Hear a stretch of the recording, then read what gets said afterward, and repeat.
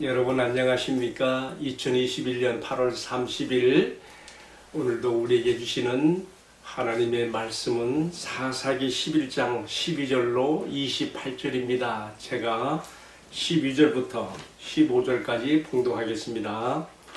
입다가 암몬 자손의 왕에게 사자들을 보내 이르되 네가 나와 무슨 상관이 있기에 내 땅을 치러 내게 왔느냐 하니 암몬 자손의 왕이 입다의 사자들에게 대답하되 이스라엘이 애굽에서 올라올 때에 아르논에서부터 야복과 유당까지 내 땅을 점령했기 때문이니 이제 그것을 평화롭게 돌려달라 하니라. 입다가 암몬 자손의 왕에게 다시 사자들을 보내 그에게 이르되 입다가 이같이 말하노라. 이스라엘이 모압 땅과 암몬 자손의 땅을 점령하지 아니하였느니라.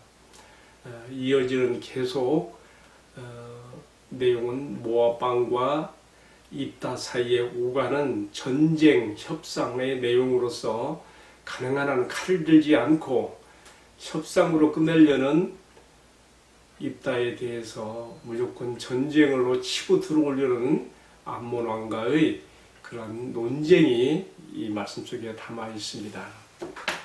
자, 오늘 우리는 본문의 말씀에 들어가기 전에 다시 한번 이 말씀의 배경을 살펴보고 들어가겠습니다. 당시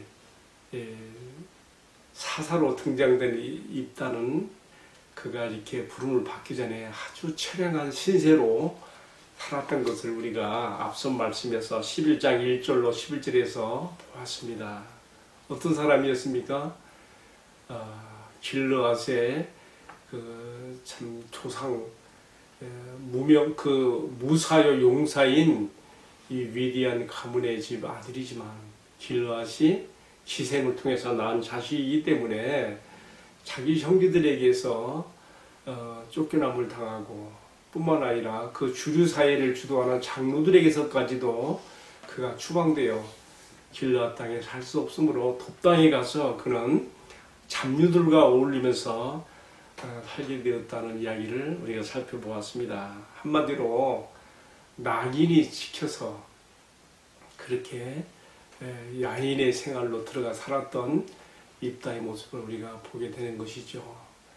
그런데 하나님께서 이런 사람들에 대해서도 눈여겨보셔요. 우리가 잘 아는 것처럼 다윗도 사울 왕에게 쫓겨서 그가 이곳저곳을 전전하며 유다의 황무지 들판을 배회하며 살았을 때에 그가 아두람 동굴에서 거주할 때 많은 사람들이 잡류들이 또 뭐 물론 그 중에는 정당한 사람도 있을 겁니다만은 이 주류 사회에서 더 이상 발붙이지 살지 못하고 밀려날 수밖에 없는 많은 잡류들이 이 다윗에게로 몰려와서 함께 패거리를 이루고 살았던 모습을 봅니다. 그런데 이 사람들이요 훗날 다윗 왕국을 세우게 될 때에 다 귀하게 쓰임받는 거예요.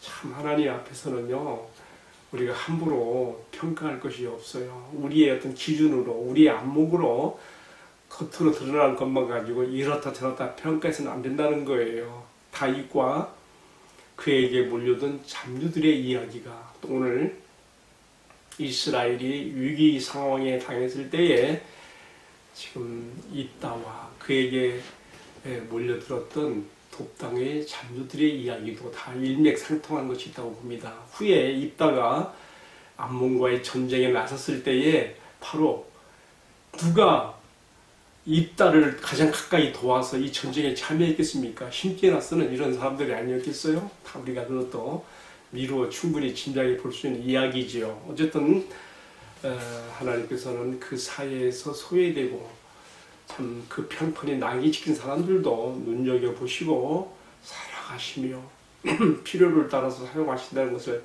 배우게 됩니다.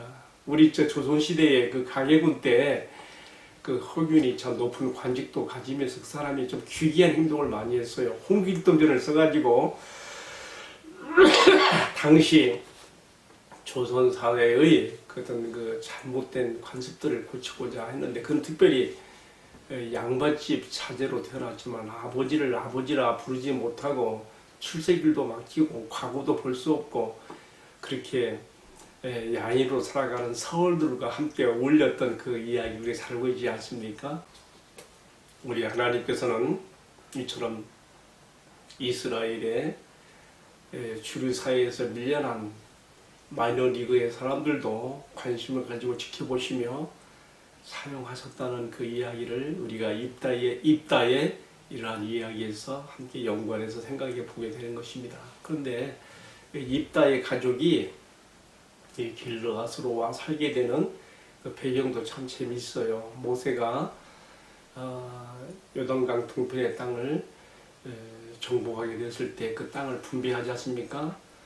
제일 아래 루벤, 그 다음에 갓 지파, 맨 위에는 요단강 동편에서 므낫세 반지파가 차지하지요. 므낫세 반지파는 어떻게 그곳에 오게 되었습니까? 그 안에 있는 갓 지파와 루벤 지파는 자신들의 가축대가 너무 많으므로 그것이 방목하기에 좋아서 재산상의 이해 관계 때문에 왔지만은 그 땅에 머물렀지만은 그러나 므낫세 반지파는 특별히 그곳으로 이주한 무사인, 용사인 마길과 그의 아들 길르앗의 가족들은요, 그들이 그런 재산상의 이해관계 때문에 보다도 바로 그것이 모압, 암논과 경계를 이루고 있는 위험지역이기 때문에 무사의 정신을 가지고 그들이 그곳으로 가서 살아가는 것을 충분히 우리가 짐작해 볼 수가 있는 것이죠.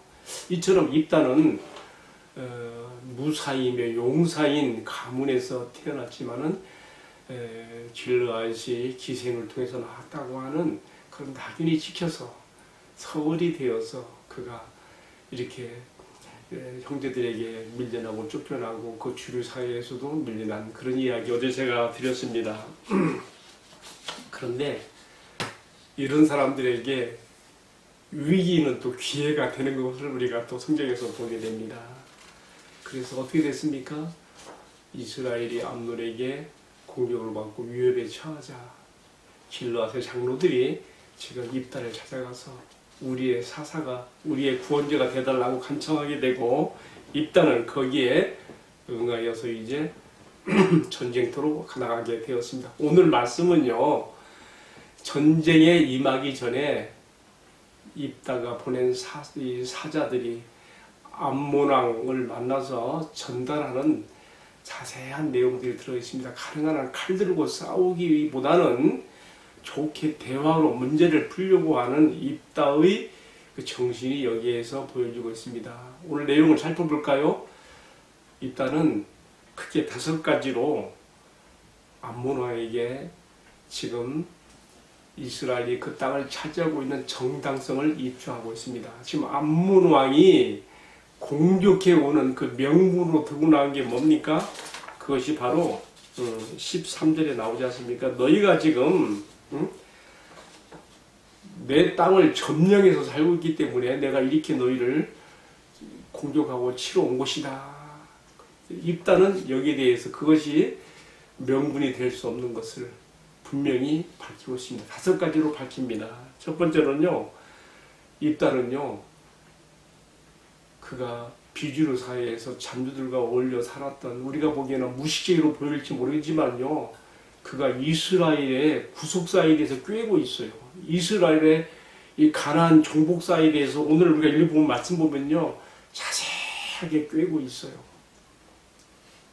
그리고 암논 왕이 지금 너희가 이 땅을 차지하고 있다고 이렇게 주장하는 것에 대해서 그것이 얼마나 잘못된 허구인지 그것도 충분히 입증하고 있어요. 11장 14절에서 23절까지 내용을 보게 되면요, 입다는 암몬 왕의 주장이 잘못된 것임을 명명백백하게 증명하고 있습니다. 어떻게 내용 간단하게 추려보면요, 본래 그 지역은 다 모압 땅이었어요. 그런데 이제 그 모압과 암몬으로 이렇게 갈라진 것이죠. 그런데요, 그 땅에 아무리족 시온이 일부를 쳐들어와서 차지한 게 지금 바로 이 길르앗 쪽에 살고 있는 그 땅이란 말이죠. 밑에 갓 지파, 루벤 지파도 다 그와 같은 맥을 상통하게 됩니다. 그러니까 사실은 이 암몬 왕이 그 이전에 있었던 아모리족 시온왕하고 결판을 내야 될 것을 못하고 이제 입다가 지금 주장하는 것처럼 이스라엘이 그 땅에 지금 거하에 산 지가 벌써 오래되었는데 이제 와서 이렇게 시비를 걸고 있는 것은 잘못된 것이라는 것을 이렇게 말하고 있습니다. 제가 자세한 내용을 다 말하면 시간이 너무 많이 가는데 한 가지만 첨부하면요. 어떻게 해서 그 땅을 이스라엘이 차지하게 되었느냐. 하나님께서 에돔, 모압, 암논은 너희들의 조상적의 형제국가이니까 전쟁하지 말고 그냥 통과만 해서 지나가라고 했어요. 그래서 그렇게 했는데 가데스에서부터 뺑 돌아서 에돔에서도 거절당하고 모압에서도 거절당하고 이렇게 길을 뺑 둘러서 이렇게 모압 변경을 지나서 지금 가나안 요단강 쪽을 향해서 올라가는데 길을 내주지 않는 거예요. 그리고 도리어 어떻게 했습니까? 당시 그 땅을 차지하고 있던 아모리족 시온이 군사들을 이끌고 이스라엘을 선제 공격해 왔기 때문에 모세와 이스라엘이 그들을 공격을 막아내고 오히려 그들을 점령하여 그 땅을 차지하게 된 것이거든요. 그러니까 그래 이것이 바로 이스라엘이 그 땅에 살게 된 배경이 되는 것이죠. 지금 입단은 이러한 점들을 지금 충분히 모압 왕에게 설명을 하고 있습니다. 역사적인 정당성을 이렇게 입증하고 있는 것이죠. 또 이어지는 말씀 11장 24절에 보면 세 번째로는 이렇게 해서 하나님께서 이 땅을 우리에게 주신 것이다 라고 천명하고 있고요. 그 다음에 네 번째로는요.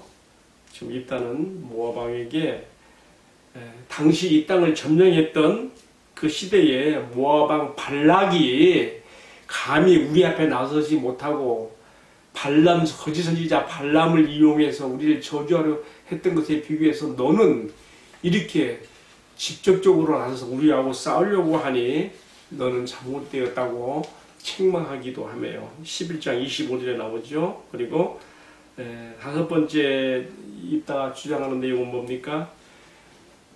우리가 이 땅을 차지한 그 후로부터 벌써 300년이 지났다는 사사시대에 벌써 300년이 지난 이 시점에서 그 시효가 이미 이렇게 오래 지났는데 이제 와서 이 땅을 내놓으라 하는 것은 이런 시효 소멸에 있어서도 정당하지 못한 것이다라고 11장 26절에서 말하고 있습니다. 자, 여러분, 저는요 지금 이따가 모압 암논 왕에게 보내는 이러한 제1차, 2차 그 서신에서 나타내고 있는 그 소유의 정당성을 입증하는 그 내용을 보면서 참 놀라움을 느껴요. 응?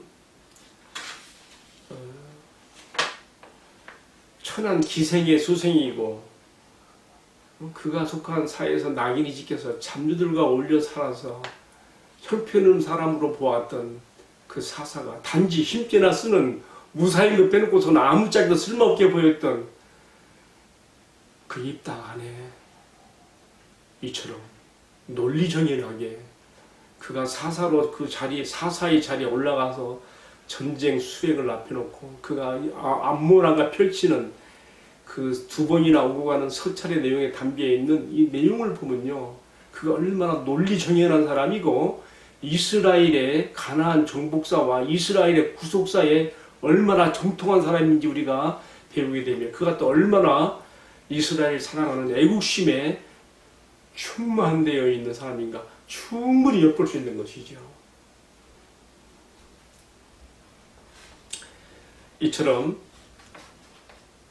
하나님께서 한 사람 안에 형성시키시고 만들어 놓으신 이러한 성품들과 그러한 지적, 지식적인 것들이 있는데도 불구하고 입단은 그동안 주류 사회에서 밀려나서 야인으로만 보냈던 것이 정말 의아할 정도입니다. 오늘 지금 입다가 암몬에게 보내는 제1 국가서찰과 제2 국가서찰 내용들을 보면요, 야, 이런 정도로 말할 수 있는 사람은요 그냥 보통 되어지는 게 아닙니다. 하나님께서 입다라고 하는 그 그 사람 안에 형성시키신 그의 성품과 성격이 있고 논리적에 대한 지식도 그 안에 있는 것을 보고 또 하나님께 향한 격렬한 끌어오르는 열심이 있는 것을 우리가 여기서 보게 되는 것이죠. 자, 이제 오늘의 말씀을 마치면서요, 제가 마음의 교훈과 적용으로 삼게 되는 것은요, 우리가 어떤 사람을 단지 그의 출신이나 어떤 외모나 겉으로 드러나는 그런 몇 가지 행동만을 가지고 함부로 평가해서는 안 된다는 것입니다. 그가 주류 사회에서 밀려나 비록 잠주들과 어울리는 야인의 생활을 했지만은 하나님께서 이러한 국가적 위기 가운데 그를 불러 들어서시게 하는 가운데서 보여지고 있는 이런 그 안에 있는 놀라운 이러한 면들, 그의 성품들, 이런 걸 볼 때에 사람을 함부로 과소평가하는 것이 얼마나 큰 잘못인가 우리가 이 딸을 통해서 깨닫게 되는 것입니다. 여러분, 어떤 한 사람에 대해서 우리가 평가할 때에 정말 조심해야 됩니다. 왜냐하면요, 그 한 사람 안에 내재되어 있는 그 사람이 지나온 일생의 역사가 있는 것입니다. 하나님께서 그 사람을 상대하여 그 사람 안에 만드신 그의 성품이 있고 그의 내적 성향들이 있으며 지식이 있다는 것이죠. 근데 그것을 우리가 불과 짧은 단시간에 그 사람 인생 전체를 마치 재단하듯 함부로 평가하고 낙인을 찍고 그렇게 기회를 박탈하고 함부로 대한다고 하는 것은 얼마나 잘못된 것인지 우리는 이스라엘의 국가적 위기에서 다시 불러 세움을 받는 입다의 모습에서 그의 내면에서 풍겨지는 그의 서신 서찰 편지에서 풍겨지는 그 내용들 속에서 충분히 짐작을 해보면서 우리가 사람을 상대할 때 정말 조심하고 한 사람 한 사람에 대한 하나님께서 그 사람과 상대에 만들어 오신 내면을 볼 수 있는 그러한 안목으로 사람을 상대해야 되겠다는 것을 마음 깊이 새깁니다. 오늘 전체 말씀을 한마디로 요약하면 사람을 함부로 과소평가하는 죄를 범하지 말자는 것입니다. 어떤 사람이든지 우리가 사람을 상대할 때에 그 안에 내재하시는 우리 하나님의 역사하심을 함께 곁들여 보면서 소중한 마음으로 존경하는 마음으로 사람을 대해야 된다는 것 마음 깊이 새깁니다. 기도하겠습니다. 주님, 비천한 출생 신분으로 주류 사회에서 쫓겨나고 야인으로 살았던 입다가 막상 이스라엘의 위기상에서 사사로 부름받아 나왔을 때에 그가 완문함과 벌이는 그러한 협상의 내용들이 얼마나 논리정연하고 그가 하나님께 대한 신앙심이 불타며 그가 얼마나 이스라엘의 구속사에 정통하고 있는지를 살펴보면서 우리가 사람을 함부로 평가하고 판단하는 죄를 짓지 않아야 될 것을 봅니다. 오늘 우리 주변에도 우리 사회에도 이처럼 사회적인 낙인이 찍히거나 우리들의 잘못된 선입견 때문에 밀려나 있는 많은 사람들이 있습니다. 우리가 한 사람 한 사람을 상대할 때에 그 사람의 겉으로 드러나는 외모만 보지 않게 하시고 그 사람의 현실만 보지 않게 하시고 그 사람의 인생 가운데 내재하시고 여기까지 인도하신 주님의 일하심을 함께 볼 수 있는 눈을 주시며 우리가 사람을 존중하는 마음으로 우리가 사람을 과소평가하지 아니하고 주님의 안목으로 바라볼 수 있는 은혜를 주시옵소서. 귀한 교훈 주심을 감사합니다. 이 모든 말씀을 예수님의 이름으로 기도 올리옵나이다. 아멘. 네, 마쳤습니다. 감사합니다.